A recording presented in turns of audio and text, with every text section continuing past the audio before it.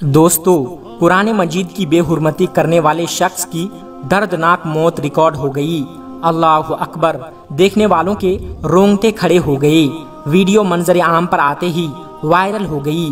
پیارے دوستو، عید الاضحیٰ کے دن سویڈن میں مسجد کے باہر کی جانے والی بے حرمتی میں ملوث شخص کی ایسی دردناک موت واقع ہوئی ہے کہ دیکھنے والے کانوں کو ہاتھ لگانے پر مجبور ہو گئے۔ سب کے لبوں سے استغفار کی تسبیح بلند ہونے لگی۔ بے شک اللہ نے قرآن پاک کی حفاظت کا ذمہ خود لیا ہے، اور جو بھی اس کی گستاخی کرنا چاہے گا اس پر یقیناً اللہ تبارک و تعالیٰ کا سخت عذاب نازل ہوگا، جیسے ہی اس عراقی شخص پر عذاب نازل ہوا جو کہ عراق کا رہنے والا تھا، مگر اس کا کوئی مذہب نہیں تھا کہ خود کو کسی مذہب سے بھی منسلک رکھنے والوں میں سے نہ تھا۔ پیارے دوستو، اس پر کیا عذاب نازل ہوا، یہ جاننے کے لیے ویڈیو میں ہمارے ساتھ آخر تک جڑے رہیے گا۔ آگے بڑھنے سے پہلے اگر آپ نے اس ویڈیو کو لائک نہیں کیا ہے تو آپ اپنا پیارا سا ایک قیمتی لائک اس ویڈیو کو ضرور دیں تاکہ ہماری حوصلہ افزائی ہوتی رہے۔ پیارے دوستو، قرآن کریم آسمانی کتابوں میں سے سب سے بلند اور ممتاز وجہ سے بھی ہے کہ اللہ تعالیٰ نے اسے کسی تحریف اور تبدیلی سے محفوظ رکھنے کا خود ذمہ لیا۔ اگر اللہ تبارک و تعالیٰ نے قرآن کریم کی حفاظت کا ذمہ نہ لیا ہوتا تو اس میں بھی تحریف اور تبدیلی کا وہی حال ہوتا جو پہلی آسمانی کتابوں کا ہوا تھا، کیونکہ پہلی آسمانی کتابوں کی حفاظت کی ذمہ داری اللہ تبارک و تعالیٰ نے انہی لوگوں کو سونپ دی تھی جن کی طرف اللہ نے وہ کتابیں اتاری تھی۔ مگر آج جب دین اسلام تیزی سے پھیل رہا ہے تو یہ بات غیر مسلموں کو کھٹک رہی ہے۔ وہ ایسے موقع تلاش کر رہے ہیں کہ جن سے اسلام کو بدنام کیا جا سکے، اور اس میں ان کا چھپا ہوا مقصد لوگوں کو فقط اسلام سے دور کرنا اور گمراہ کرنا ہے تاکہ یہودی اور عیسائی اسلام کی طرف راغب نہ ہو سکے۔ اسی حوالے سے سویڈن میں رہنے والا ایک نوجوان جس نے باقاعدہ عدالت سے آزادی اظہار رائے کی اجازت لی، مسجد کے باہر قرآن مجید کو آگ میں جلا ڈالا۔ نعوذ باللہ! اس واقعہ نے دنیا بھر کے مسلمانوں کو مشتعل کر دیا۔ سبھی اپنے اپنے ملکوں اور علاقوں میں بطور احتجاج گلیوں اور سڑکوں پر نکل آئے، جبکہ اس شخص کو اپنے کیے پر ذرہ برابر بھی شرمندگی نہ رکھی تھی۔ یہ ویڈیو سوشل میڈیا پر گردش کر رہی ہے، جن میں صاف دیکھا جا سکتا ہے کہ وہ کس قدر گستاخانہ انداز میں قرآن مجید کے ساتھ پیش آ رہا ہے۔ مگر دوستو، اللہ تبارک و تعالیٰ کی لاٹھی بے آواز ہوتی ہے۔ یہ حکومت اور یہ قانون تو ایک اصول کے پابند ہوتے ہیں، مگر خدا اپنی کتاب کی حفاظت کا ذمہ خود لے چکا ہے۔ وہ شخص جس کا ابھی تک کوئی کچھ نہ بگاڑ سکا تھا، اس پر اللہ کا ایسا عذاب نازل ہوا کہ دیکھنے والوں کی چیخیں نکل گئی۔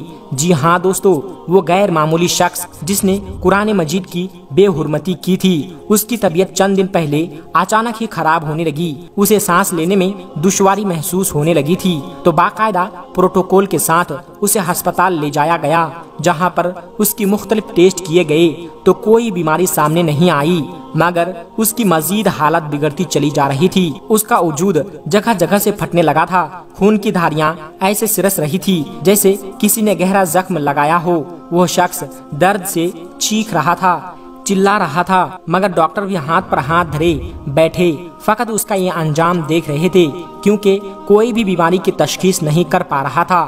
دھیرے دھیرے اس کی آنکھوں سے بھی خون ابل کر باہر آنے لگا کہ آنکھیں بالکل لال ہو گئی اور جسم کے کئی حصوں میں خون جاری ہو گیا، اور وہ درد سے اس قدر چیختا چلاتا کہ پورا ہسپتال سر پر اٹھا لیتا، مگر اس پر تو وہ خدا کا عذاب نازل ہو رہا تھا۔ کئی لوگ اس کے قریب گئے اور اسے کہا بھی کہ تم اپنے گناہ کی معافی مانگ لو، خدا تمہیں معاف کر دے گا۔ تم نے جو گستاخی کی ہے وہ انتہائی سنگین عمل ہے، یہ اسی کا عذاب تم پر نازل ہو رہا ہے، مگر کسی کی بات نہ مانی۔ دیکھتے ہی دیکھتے اس کے وجود میں لگے زخموں سے عجیب سا مادہ بہنے لگا۔ اس قدر گندی بدبو تھی کہ ڈاکٹرز اس کے قریب جانے سے بھی کراہت محسوس کر رہے تھے۔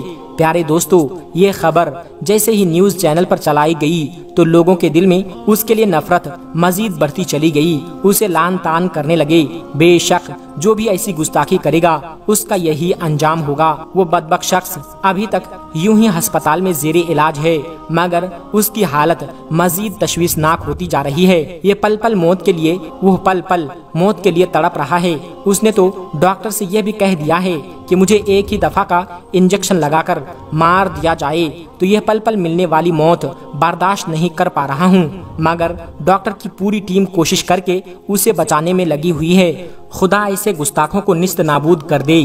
پیارے دوستو، قرآن مجید کی اس خوبی کے ذریعے دوسری کتابوں سے بھی بلند ممتاز کرنے کی حکمت یہ ہے کہ یہ آسمانی کتابوں میں سے آخری کتاب ہے اور یہ آسمانی کتابوں کے سلسلے کو ختم کرنے والی ہے۔ اس لیے اللہ تبارک و تعالی نے اس کی حفاظت کے لیے ایسے اسباب تیار اور مہیا فرمائے ہیں جو اس کے علاوہ کسی اور کتاب کے لیے میسر نہیں تھے۔ ان اسباب میں سے رسول کریم صلی اللہ علیہ وسلم کے پہلے خلیفہ حضرت ابوبکر صدیق رضی اللہ تعالی عنہ کا قرآن کو لکھا ہوا جمع کرنا تھا۔ ان اسباب میں سے ایک سبب یہ بھی تھا کہ رسول اللہ صلی اللہ علیہ وسلم کے تیسرے خلیفہ حضرت عثمان غنی رضی اللہ تعالی عنہ کے تمام صحابہ اکرام کی رضامندی سے قرآن مجید کو ثابت شدہ ورقوں کے مطابق جمع فرمایا کہ اس کے نسخے لکھوا کر تمام ملکوں میں روانہ فرمائیں۔ ان اسباب میں سے سب سے بڑا معجزات یا عمل قرآن مجید کو زبانی یاد کرنا ہے۔ اللہ تبارک و تعالیٰ کا ارشاد ہے کہ ہم نے قرآن پاک کو نازل کیا اور ہم ہی اس کی حفاظت کرنے والے ہیں۔ سورہ حجرات یہ پہلی وہ آسمانی کتاب ہے دوستو جس کی حفاظت کا ذمہ اللہ تبارک و تعالیٰ نے خود لیا، گویا اس کی حفاظت کے لیے یہ وعدہ الہی ہے اور قرآن ہی کی حفاظت کا حیرت انگیز انتظام کیا، اس طور پر کہ اس کے الفاظ بھی محفوظ، اس کا رسم خطبی بھی محفوظ، اس کے عملی صورت بھی محفوظ، اس کی زبان بھی محفوظ، اس کا ماحول بھی محفوظ، جس عظیم ہستی پر اس کا نزول ہوا اس کی سیرت بھی محفوظ اور اس کی اولین مخاطبین کی زندگی بھی محفوظ۔ غرض یہ کہ اللہ تبارک و تعالیٰ نے اس کی حفاظت کے لیے جتنے اسباب اور وسائل اور طریقے ہو سکتے تھے اختیار کیے، اور یہ جو مقدس اور پاکیزہ کتاب ہر لحاظ اور ہر جانب سے مکمل محفوظ ہو گئی ہو۔ الحمدللہ آج 1400 سے زیادہ سال گزرنے کے بعد بھی اس میں ذرہ برابر بھی تغیر و تبدل نہیں ہو سکی اور اس میں کوئی بھی غلطی ثابت نہیں ہو سکی اور نہ ہی قیامت تک ہو سکتی ہے۔ پیارے دوستو، عید کے دن سویڈن میں قرآن پاک کی بے حرمتی کرنے والے گستاخ کا نام سلمان صبا ہوا شفٹ کی 2015 میں سویڈن آ کر اس شخص کا ماضی دیکھے تو یہ ایک جنوبی شخص ہے۔ پہلے یہ عراق میں نامی شدت پسند گروپ کا حصہ تھا جن کے ہاتھوں ہزاروں بے گناہ معصوم انسانوں کے خون سے رنگے ہوئے ہیں۔ شام اور عراق میں ان کی سفاکی کی داستانوں کا کون واقف نہیں ہے۔ اس کی اس وقت کی ویڈیو آج بھی سوشل میڈیا پر موجود ہیں۔ گستاخ سلمان اسلام کے بارے میں بہت عرصے سے ممتاز بیانات دیتا رہا۔ اس نے قرآن کریم کو جلانے سے پہلے اپنے ویڈیو پیغام میں بتایا تھا کہ یہ عید کے پہلے دن یہ پہلی قوم کی جامع اسٹور روم مسجد کے باہر نظر آتش کرے گا اور یہ مزید کچھ ایسا کرے گا جس سے لوگوں کو حیران کر سکے۔ عید کے دن اس شخص نے اپنے ایک اور ساتھی کے ساتھ مسجد کے باہر کھڑے ہو کر اپنے خیالات کا اظہار کیا، جسے اس کا ساتھی مقامی زبان میں ترجمہ کر کے مائک پر ساتھ ساتھ بتا رہا تھا۔ اس دوران ملعون سلمان نے قرآن پاک کی اوراق کو شہید کیا اور پھر آگ لگا دی۔ پیارے دوستو، یہ حیرت اور شرم اور افسوس کی بات تو یہ ہے کہ یہ گھناؤنا کھیل عدالت کی اجازت سے پولیس کی نگرانی میں کھیلا گیا۔ اس موقع پر اس جگہ کو جہاں یہ ملعون موجود تھا اس کے آس پاس حفاظتی حصار بنایا رکھا تھا۔ اللہ تبارک و تعالی اس شخص کا ایسا عبرتناک انجام کرے کہ دنیا یاد رکھے۔ آمین ثم آمین۔ پیارے دوستو، امید کرتے ہیں کہ آپ کو آج کی ہماری یہ ویڈیو ضرور پسند آئی ہوگی۔ اگر آپ کو یہ ویڈیو ذرا بھی پسند آئی ہو تو اس ویڈیو کو ایک لائک کر کے ہمارے چینل کو سبسکرائب ضرور کر لیجئے گا۔ ملتے ہیں ایک پھر نئے ویڈیو کے ساتھ۔ السلام علیکم ورحمۃ اللہ وبرکاتہ۔